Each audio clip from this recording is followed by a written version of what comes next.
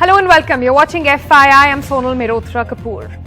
Just how dangerous is Pegasus? Can it cost people not just political power but at times even their lives? Well, so far we've been educating you on what exactly is Pegasus. How does it work? How does it infect your phone? What access does it hold over you?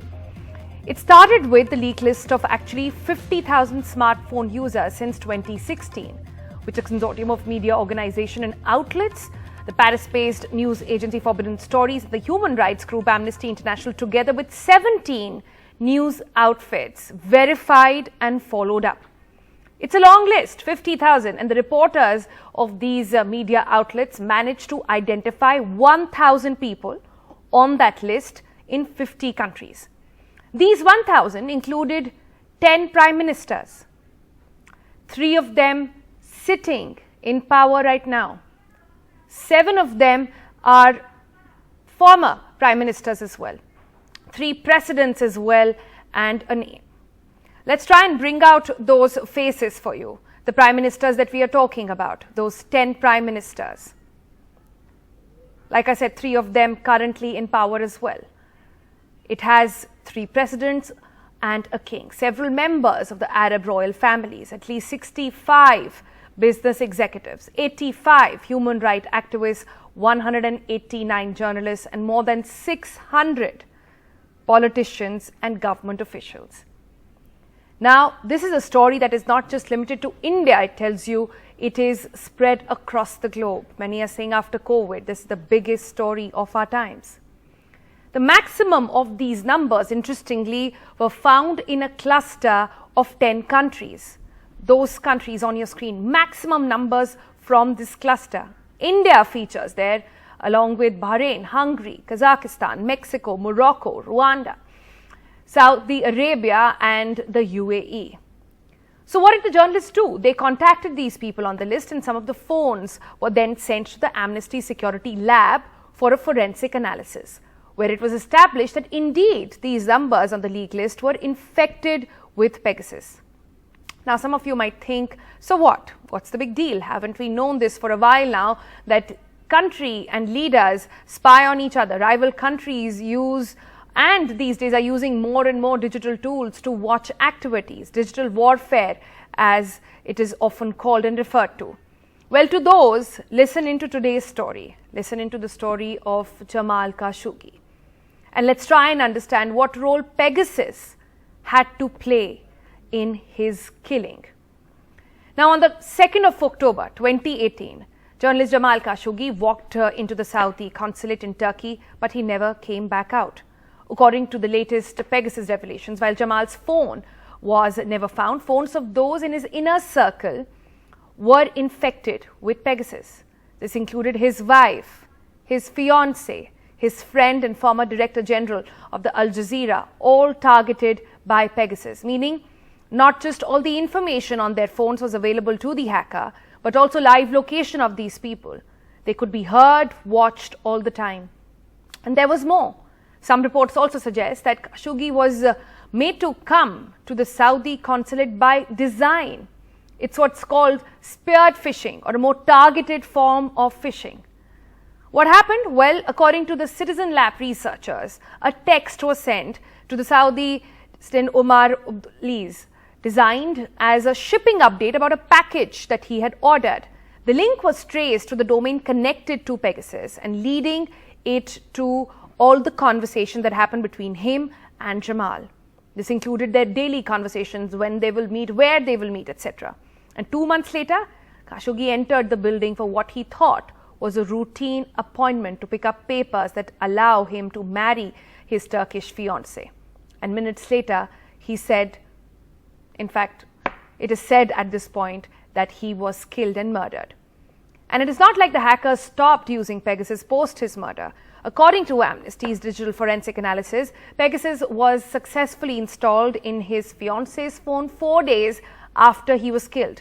Further attempts to hack her phone followed in June 2019, although they did not appear to be successful at that time. And while the investigation mostly points to Khashoggi's close associates being targeted in the months after the murder, there is also now identified evidence suggesting Pegasus targeted the phone of his wife several months before his death. And this happened between November 2017 to April 2019. A forensic examination of the wife's phone, which was an Android phone, found that she had sent 4 text messages that contained the malicious links connected to Pegasus. A close friend of Khashoggi, the former Director General, the man that you see at the bottom of your screen over there, his phone was also hacked. And his phone, in fact, was infected as recently as July of 2021. What is the bottom line here then? Well, before and after the murder of Jamal Khashoggi, the now exposed phone analysis shows that constant monitoring of the campaign seeking justice for Jamal by his friends, family, associates, all of that was tracked minute to minute, and perhaps that is happening even now as we speak. So having understood that, what really remains to be understood is where are we when it comes to the legality of this entire case and several others which will come to light as investigations carry on in this massive list of 50,000 people. Let's try and take that forward with our guest today. We've got with us Khushbu Jain. She's advocate in the Supreme Court. We have Ritesh Bhatia with us, cybercrime investigator, founder and director for V4 Web Cybersecurity, and we have Kazim Rizvi, founder of The Dialogue, and it's a think tank that is working on intersection of technology, public policy and society. Let me go to Khushbu first. Khushbu, when we look at cases like these, of course, Jamal's case has been talked about a lot and we know in detail what happened. Lots has been said, CCTV footage, international attention on a case like this. But now, with the links being established to Pegasus and NSO, where are we legally on this? His friends and family and associates who now know that their phones were hacked, is there something that they can do? And which court can they really go to?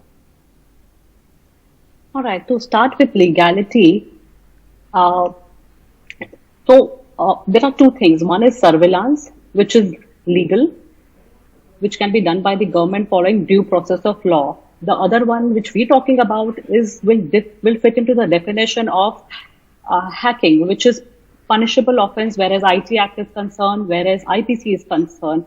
And the recourse, which is very well available with us, is a judicial recourse. You can go for an effective remedy, which is available for, negating any kind of monitoring or surveillance efforts, which is done.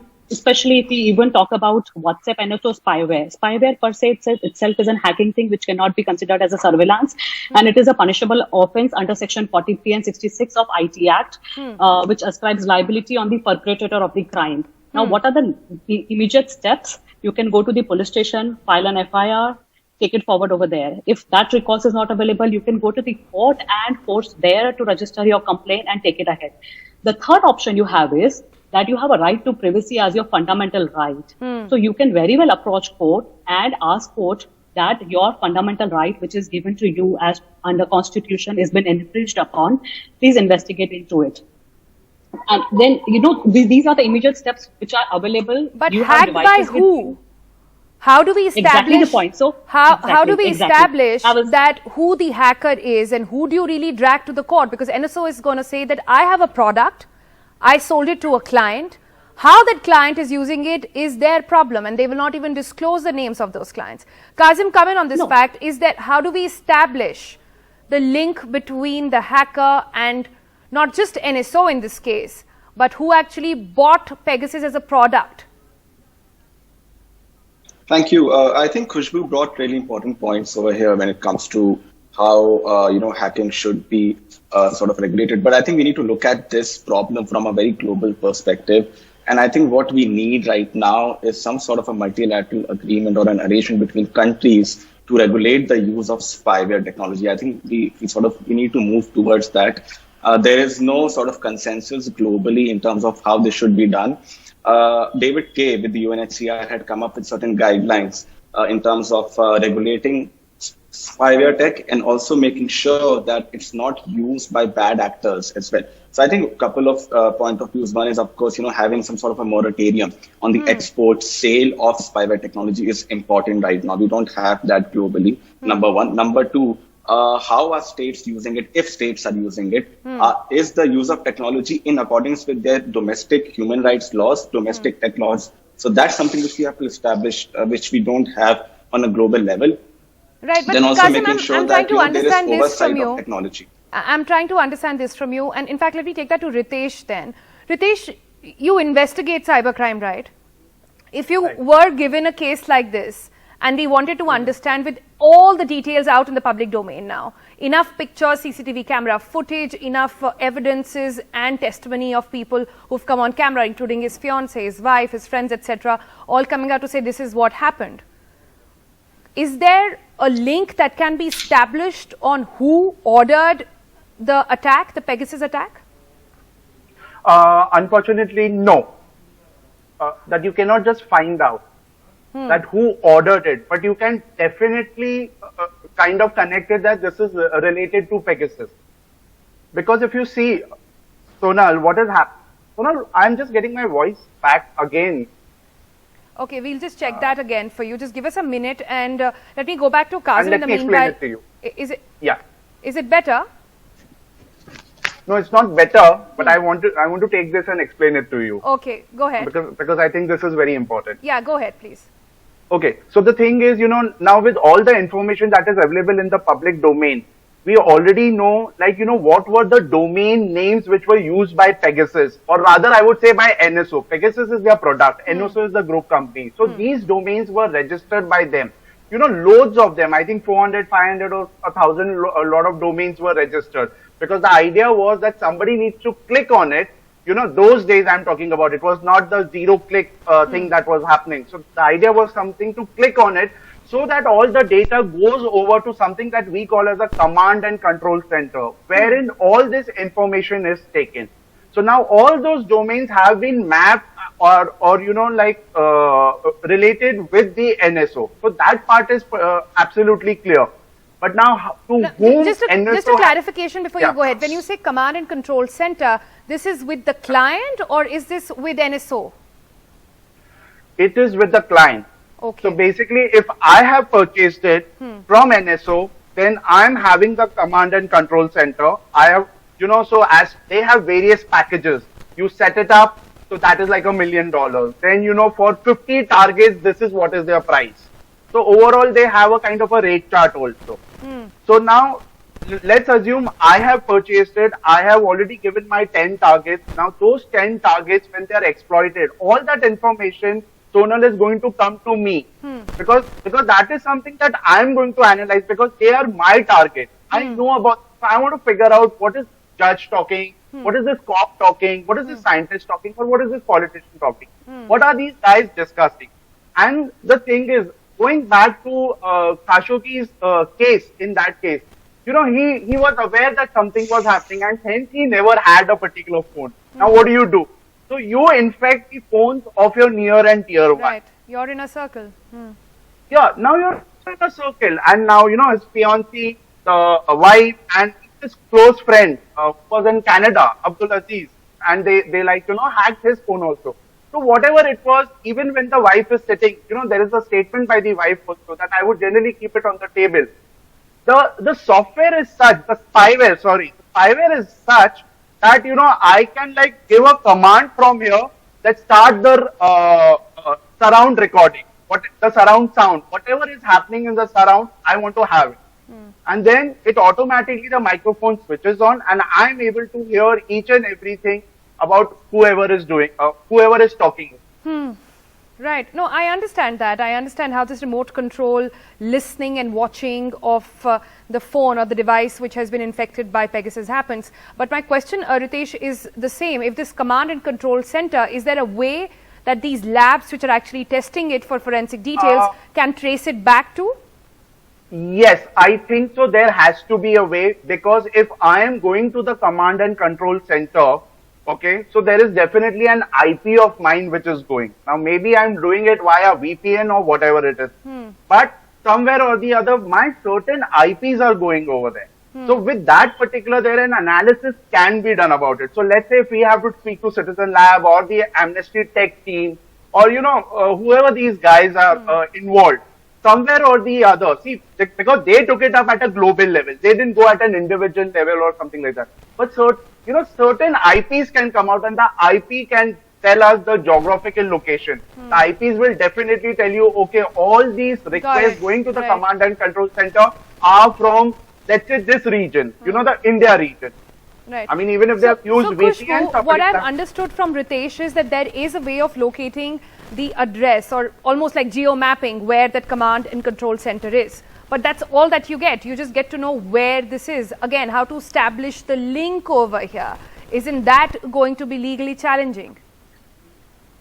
See, absolutely. When we talk about cyber, it becomes difficult to practically link. And the moment it comes, then admissibility becomes problem. We are talking about global level here. It's not specifically to state or India itself, but we're talking about, global. So I agree with Kazim over here that we need to have some model at the international level, that globally countries have to come to some, understanding that this is how it is. And to come directly on the point, spyware, see, government at no point resort to interception using spyware. So if it does, it is a gross violation of IT Act, as I already pointed out earlier. But if it is happening, it is a violation of fundamental right, and also your Article 21. Right. And if it is happening so, spyware itself is an illegal process, and the commission of various activities done by the spyware. I have 30 seconds before I take a break. That's why I'm interrupting you right now. I just want to quickly get in a word from Kazim here. So Kazim, that is the reason why, in the scenario, if we were to imagine the case that the heads of countries and governments did really order this. We can only speculate right now because nobody's made any admission and there's no proof as such. Yeah. But in case that is not going to happen, is there any legality that we can pin the blame, or it can go to NSO for creating a product that took somebody's life? Look, right now it's very difficult, almost impossible to sort of create any legality because it's not conclusive, as you rightly said. But I think what needs to be done is, closely understanding and monitoring. There has to be an organization at the global level, as I've said, which sort of monitors the use of dual-use technology, right? The spyware technologies which have been used to sort of surveil people across the world, allegedly. So I think that's something which we have to move towards. And also in terms of strengthening our own laws, I think in India as well, the fact is that we don't have a very strong surveillance architecture. We need surveillance reforms in India. In terms of making sure our intelligence, our police is sort of, there are certain checks and balances with regard to that. There is judicial oversight, there is parliamentary oversight, you have adequate checks and balances when it comes to government collecting data. So fixing accountability on a spyware attack and fixing accountability when it comes to data security as well, that's what you're saying. But not very encouraging words from what we're understanding from our panel today, basically saying that there is no way to actually link it to one particular person. And even if it does happen, the laws and international levels are not keeping pace with how the technology is going. Thank you all for joining us for this story. We're going to slip into a break. When we come back, we will take you through our special segment, Vaccinate India.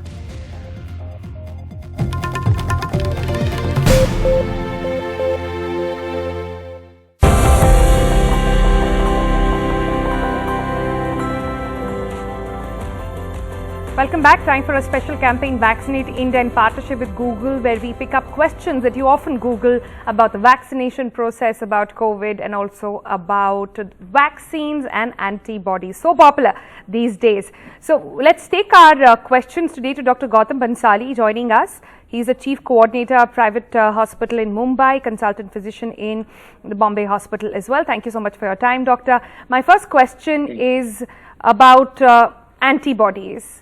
And people often want to know, does the presence of antibodies mean that the person is immune from COVID-19? Yes, definitely. People who are who's having antibody, like if it is a neutralizing antibody or M-spike protein antibody, then it means they are vaccinated. If they are having IgG, IgM antibody, it means they are already infected somewhere, sometime, and they are having good immunity. So antibody is always a good factor for the person who is not yet got vaccination, but they are going to get vaccination. So antibody is definitely indicator for good immunity. Right, but it does not really mean that you're immune for infection, right, doctor? It means that you can still get COVID-19, but it'll not cause death. It will not be a severe disease. Is that correct? Yes, yes. So there is some myth that I got 2 vaccine and still I'm COVID positive. So getting vaccination or after second dose of vaccination, that doesn't mean you will not get infection. You may get infection, but that will be very mild. Right. So that brings me to the second question then. Does the presence of antibodies really, and how long does it take to develop immunity after COVID vaccine? People these days, doctor, are getting their antibodies tests done quite frequently. They want to find out how many did they get after their first dose, then their second dose. What is the timeline really on this? So generally, Sonal, we have seen in the patients who got first vaccine, after 4th week, we have seen in the 70% patients, they got the good antibody. And after second dose, after 3rd week of second dose, we have seen in more than 96% population, they got good amount of antibody. So ideally, you should do your antibody test if you want to do. It's not mandatory, but if you want to do it after second shot, after 3 weeks of after second shot of vaccine. That's when the vaccine is completely worked. That's the time it takes to build Right. maximum immunity. Is there a number also, Immunity. doctor, of a range of antibodies that you should have post both your doses? No, not at all. If it is more than 10, 15, it's more than enough. Some people says my that antibody level is 5. Somebody says my antibody level is 200, 400, 500. It's almost same. So more than 15 is good antibody. More than 15 is good. That's good to know. Thank you so much, Dr. Pansali, for your time. Thank you. Thanks a lot.